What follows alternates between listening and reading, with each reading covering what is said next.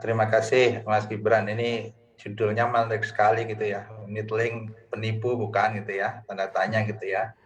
Kalau saya jawab pertanyaannya dulu, tentu bukan ya, karena ini suatu produk asuransi yang ada nyata dan manfaatnya juga banyak dirasakan oleh para pemegang polis gitu ya. Nah kalau soal korban yang berjatuhan ya, dianggap korban yang berjatuhan, saya tadi sempat menyimak juga hasil polling dari teman-teman di CNBC gitu ya, cukup menarik dan itu memang sedikit menggambarkan realita yang ada terkait tadi bahwa sekian berapa tadi 42% sekian nasabah gitu ya atau peserta polling merasa tidak memahami unit link tidak dipahami dengan benar.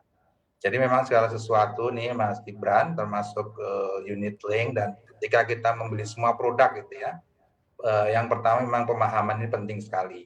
Jadi pemahaman terhadap manfaat produk itu sendiri gitu ya, kemudian biaya-biaya terkait produk dan juga risiko-risiko yang dihadapi kita dalam pemakaian produk. Dan ini berlaku untuk semua jenis produk, tidak hanya produk unit link gitu. Jadi memang kalau menurut kami gitu ya, memang akar permasalahannya adalah ketidakpahaman gitu. Pak, kalau kita lihat kan kebanyakan agen-agen ini ya bisa dikatakan juga misalnya agen yang baru, terus juga punya target dan segala macamnya. Ketika memang sudah mencapai target, ibaratnya lebih lepas tangan begitu terhadap apa yang mereka sudah cari begitu, nasabah-nasabah yang sudah mereka cari. Nah, seperti apa sih sebenarnya pengawasan OJK dalam hal para agen-agen begitu ya untuk dari unit link ini yang menawarkan unit link? Begini Mas Gibran, jadi memang profesi agen ini kan satu profesi yang kalau saya bilang semacam independen juga gitu ya, artinya dia bekerja berdasarkan prestasi dia gitu ya, berdasarkan kinerja dia mendapatkan apa namanya penghasilan dari seberapa besar dia berkinerja gitu. Dan tentu memang tidak bisa dipungkiri tentu dia mengejar atau mengejar satu katakanlah omset gitu ya. Tapi tentu itu harus diperoleh dengan cara-cara yang baik gitu ya.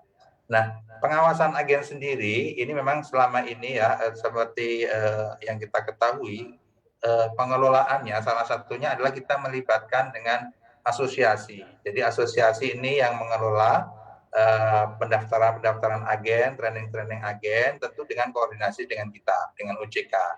Nah, kemudian perikatan agen sendiri dengan perusahaan asuransi itu juga melalui didaftarkan juga atau diketahui juga melalui asosiasi. Jadi agen misalnya berpindah, agen keluar, itu juga ada catatannya di asosiasi yang itu dilaporkan juga ke OJK. Dan memang diakui sirkulasi atau perpindahan agen atau juga agen yang kemudian di tengah jalan berhenti, ini memang tetap ada banyak. Nah, tapi juga harus dipahami bahwa agen yang berhenti tidak kemudian memutuskan tanggung jawab perusahaan asuransi terhadap pemegang polis.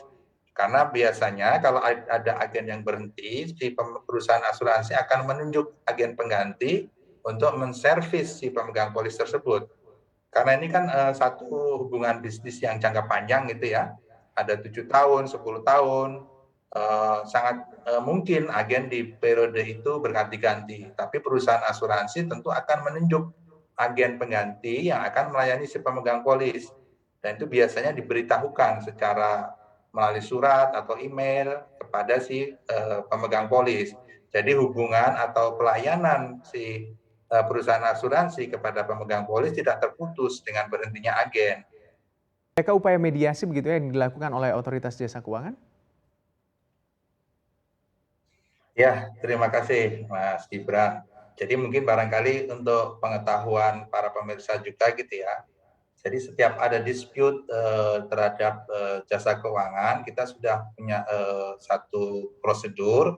Tentu setiap pengaduan yang masuk ke OJK akan diproses.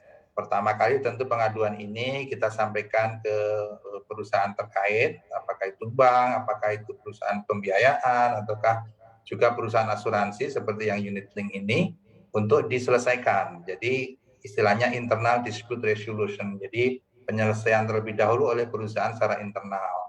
bagaimana mereka menyelesaikannya. Tentu mereka akan bertemu dengan nasabah gitu ya untuk mendiskusikan permasalahannya apa, alternatif penyelesaian seperti apa. Nah, dalam proses ini tentu kalau misalnya tidak tercapai penyelesaian adalah masuk ke tahapan berikutnya, yaitu kita akan melakukan mediasi-mediasi. Kita akan pertemukan lagi nasabah dengan perusahaan ya untuk dilakukan diskusi mediasi gitu ya. Tentu dalam mediasi ini setiap pihak harus bersedia untuk berdialog, berdiskusi, mencari titik temu gitu ya. Tidak ada kemudian salah satu pihak ibaratnya apa pokoknya gitu ya. Pokoknya saya maunya ini. Nah itu nggak bisa berdiskusi berjalan seperti itu gitu. Nah dalam hal ini misalnya kalau ada tawaran-tawaran penyelesaian yang win-win solution gitu ya, kalau memang tidak ditemukan satu misalnya katakanlah ada kesalahan di perusahaan asuransi atau ada kesalahan di pihak nasabah gitu, tentu bisa dilakukan kompromi gitu kan ya. Nah disinilah letaknya kami sebagai mediasi untuk mengupayakan bagaimana ini bisa terjadi komprominya. Tapi semuanya kan kembali kepada para pihak yang berkontrak, yaitu perusahaan dan nasabah. Dalam hal kemudian masing-masing pihak masih tidak mau menerima gitu ya diskusi itu, tidak sampai kesepakatan, tahapan berikutnya adalah mengalami LAPS atau Lembaga Alternatif Penyelesaian Sengketa. Di situ bisa dipilih mau pakai mediator atau pakai arbiter ya. Nah, kalau di LAPS juga tidak solve, bisa masuk ke pengadilan. Nah, terkait dengan pengaduan-pengaduan teman-teman di unit link, nasabah unit link ini, dalam catatan saya dalam 1 bulan terakhir, ya Mas Gibran ya, kita sudah beberapa kali bertemu dan mempertemukan perusahaan dan nasabah, ya. Seperti pertama kali tanggal 28 Desember di catatan kami gitu ya, kita bertemu secara online seperti ini gitu ya, melalui media video conference.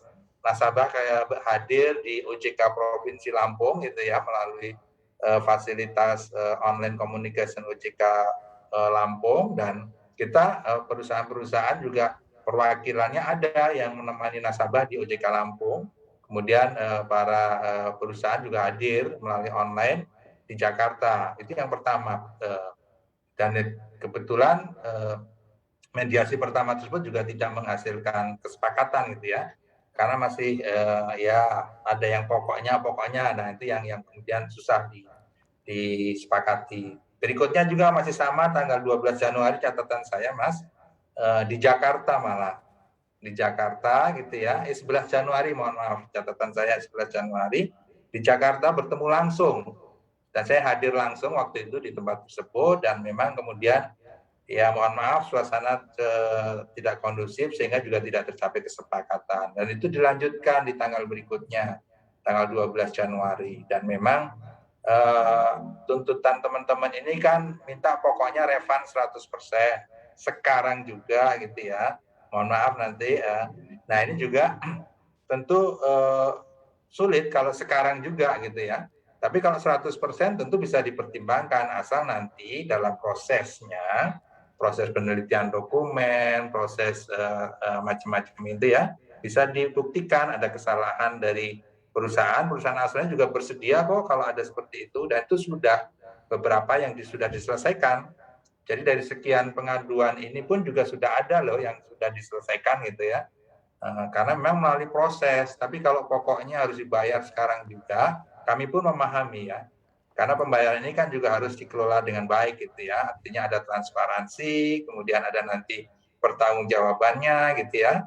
Tidak bisa pokoknya sekarang juga gitu Mas.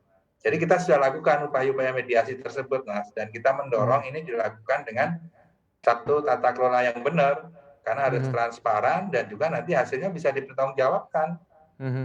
Oke, berarti memang harus ada transparansi. Berarti kalau Anda melihat kalau dari sisi nasabah mungkin bukan cuma unit link saja, tapi kalau membeli sebuah produk asuransi, apa saran Anda? Singkat saja, Pak. Oh ya, terima kasih Mas Gibran.